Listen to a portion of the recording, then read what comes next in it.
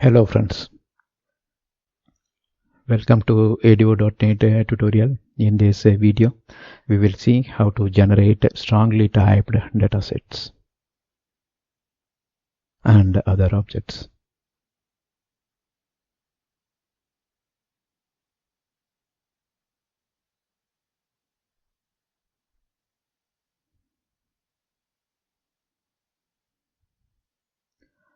Now we will use Visual Studio 2017 to generate the strongly typed dataset for the jobs table.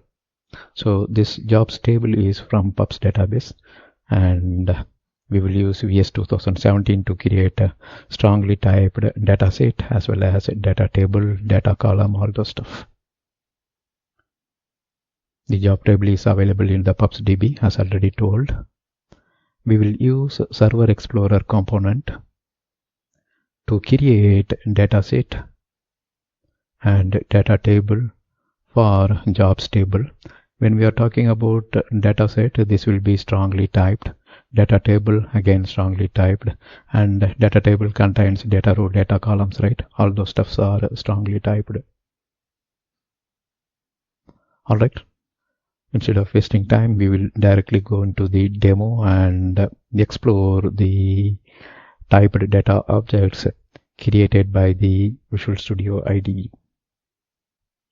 So here we created a project called Typed DataSets. You can create your own version of a project name, and we have form as form 1. We will rename it as EX01 typed dataset example. We will rename the underlying objects also. All right, so that's all. We created a form, and these are all the form components. Let me explore so that you can design the form like this. Here we have a label, and that reads job ID, and let me lock all the controls so that it will not get moved accidentally. So this is a list box, and we named it as LST job IDs, and other properties you can set as you like. This is a label with a bold text, and there will be one more label here.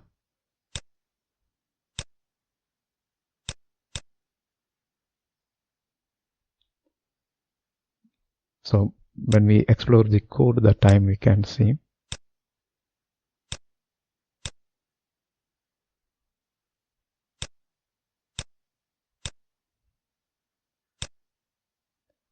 So the label here is LBL job ID, and we set auto size property as true. All right. So that's one label you have to place.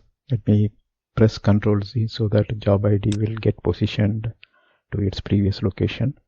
Then minimum level, maximum level, job description, all these stuffs are labels, and we have corresponding text field. You can see the name here: txt min level, txt max level, and txt job description.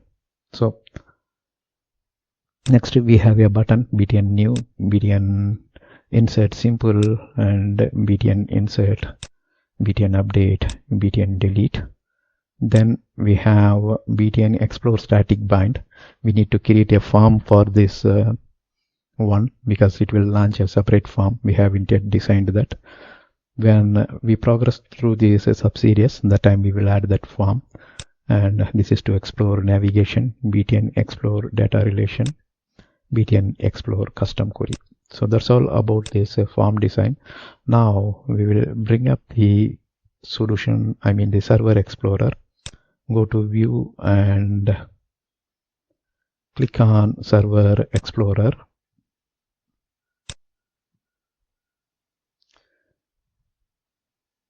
Now we will bring the Solution Explorer also. And to this project we need a typed dataset, right? So we will right click on the project name and choose add new item, and so Visual C++ item, because the project type is Visual C++, right? Scroll down and you will see dataset. We will name this as jobs, and we will click the add button here. So if you see, this added a jobs.xsd for a typed dataset, and that is opened here, right? Use the data designer to visually create and edit typed dataset. So now we have the playground is ready, right? Now we will create a new data connection here. Right click and choose add connection. This will bring up the favorite add connection dialog. Here we will specify localhost, because that is where our SQL server is residing, on this local machine. And we will go ahead with the Windows authentication. If you need SQL Server authentication, you can provide SQL Server authentication in this combo box.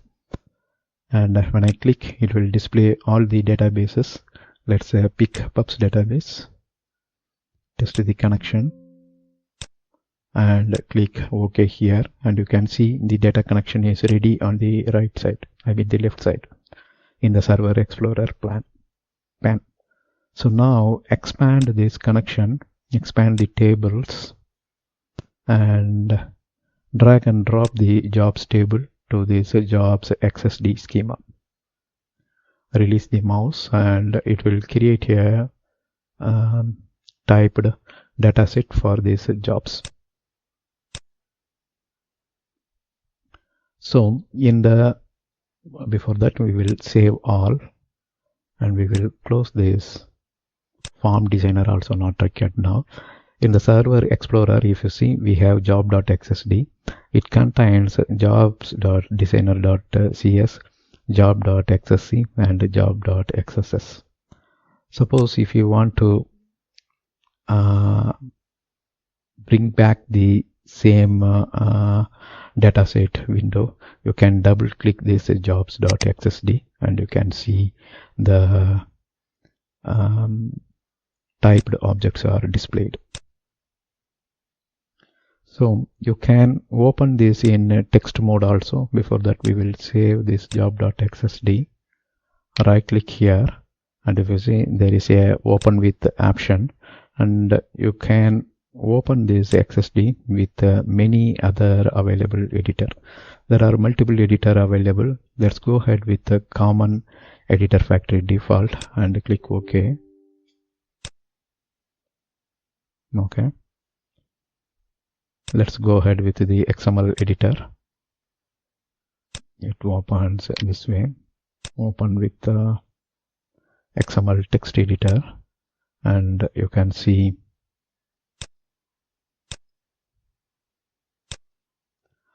this is the jobs.xsd information, right? Let's exit the full screen. So double clicking will open the visual editor, or you can use the open with option to open the content with other editors. So we can switch to class view. If you are not seeing the class view, you can bring it from your view, and here is the class view. Control WC, that's the default. And once you bring the class view, you can see there are separate namespaces created. One is our project name is ADO08 typed dataset, right? There is one namespace on this. After that, there is a separate namespace for table adapter, and there is one namespace for properties. So there are three namespaces in which the classes are organized.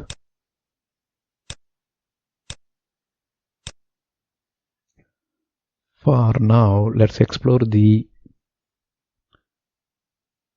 namespace for ADO.NET typed dataset, and you can see there is separate classes for jobs data table, right? Public partial class jobs data table, right? Since we are retrieving data from jobs table in the database, we have a jobs data table. Similarly, you can see jobs data row, and if you see this jobs data row is derived from data row. Similarly, this one is derived from typed database.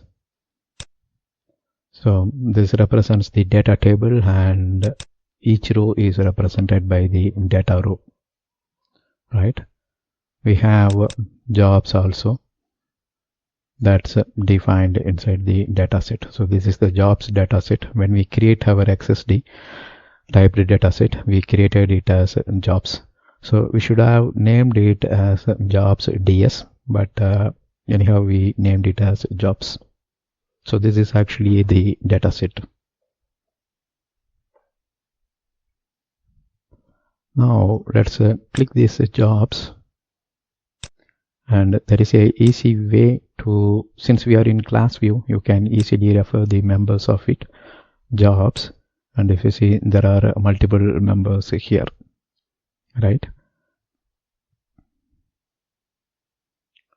So this is the constructor, and you can see the job dataset contains multiple methods and members. Similarly, if we have jobs data table, we have members, say for example find by job ID. So we know that job ID is the primary key column, and you can find a row based on the ID, and it returns the jobs row, right? A single row. Likewise, there will be many methods, and we will learn some of these methods when we progress through this subseries. And when I scroll down, you can see the data column objects, say for example job description column, job ID column, max level column, min level column. All these are the columns, right? Job ID, job description, min level, max level. All these stuffs are represented here inside the job data table as a separate property, right? This is the data column property, and it is a strongly typed property, right? This is the data column from job description. Similarly, you can find, this is for maximum level, and for minimum level, job description, job ID, right? So we have a separate data column that is packed inside the jobs data table. Similarly, if you take a specific row, the row contains job description, and if you see, the type is strongly typed here. It's not object, this is string. And job ID, that's a short. Max level, that's byte. So the strongly typed data tool which we created here automatically derives the data type by visiting the column and its type in the database. So that's the beauty of strongly typed data object. So jobs, this is dataset. Dataset contains data table contains data row contains data column and its specific field types.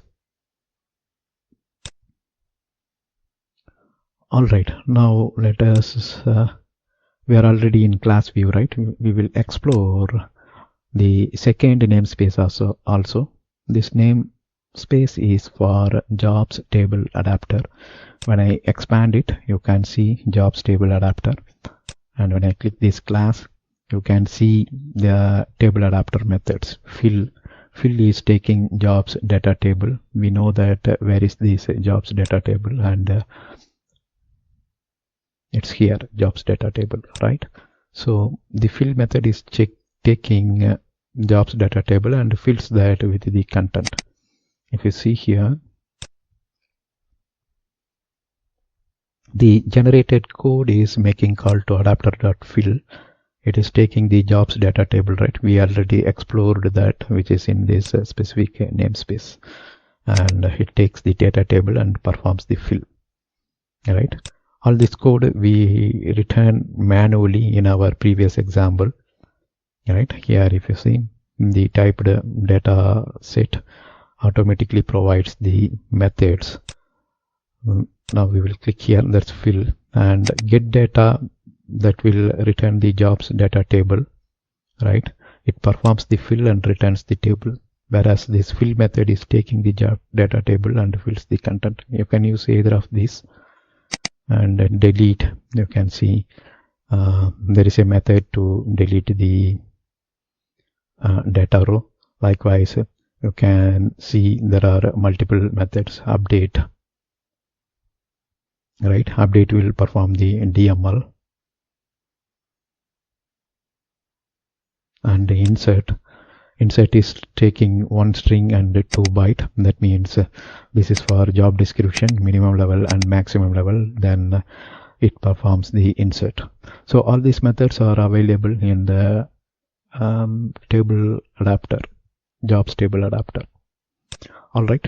So we just explored these classes. In the coming videos, we will use these generated classes and methods to perform the operation like insert, update, delete.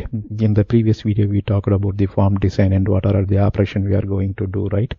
All those operations we will do using these generated typed data objects. That's all here in this video. Here we just generated the typed dataset for jobs. What we did is, from Solution Explorer, we just moved the jobs table to the typed dataset, and we created the typed dataset using the add new item, and here we picked the dataset and we named our dataset as jobs. We should have named it as jobs DS for more meaningful name, but anyhow, since we already generated it, let us leave it as it is. Just now you saw the demo. Thank you for watching. Bye.